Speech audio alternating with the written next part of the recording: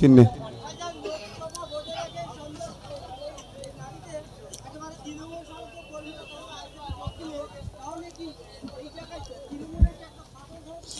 এটা আজকের তো নয়, এই বেচারিগুলো ভয়ে আসতে পারতো না। এদের কাছে অল্টারনেটিভ অপশান ছিল না, এদের কাছে বিকল্প ছিল না। আইএসএফকে এতদিন পায়নি, কাছে পেয়েছে আইএসএফ, এসে আইএসএফের ছায়াতলে আসছে। সারা রাজ্যের মানুষেরা বিভিন্ন রাজনৈতিক দল ছেড়ে আইএসএফের ছায়াতলে আসছে।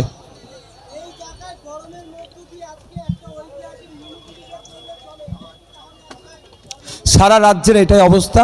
কিছু জায়গায় শিবু উত্তমদের মতো মানুষকে দিয়ে আমাদের মধ্যে ভয় তৈরি করে সেটাকে আটকে রেখেছে। তবে বেশি দিন নয়। একটু সামনে আসো তো। আমাদের ইনাকে চেনেন? আসিয়া বিবি, তাই তো? আয়েশা বিবি ভয় দেখিয়ে জেলে রাখার চেষ্টা করেছিল, কিছু করতে পেরেছে? আইএসএফকে ধুমকি জেল দিয়ে আইএসএফকে আটকে রাখতে পারবে না।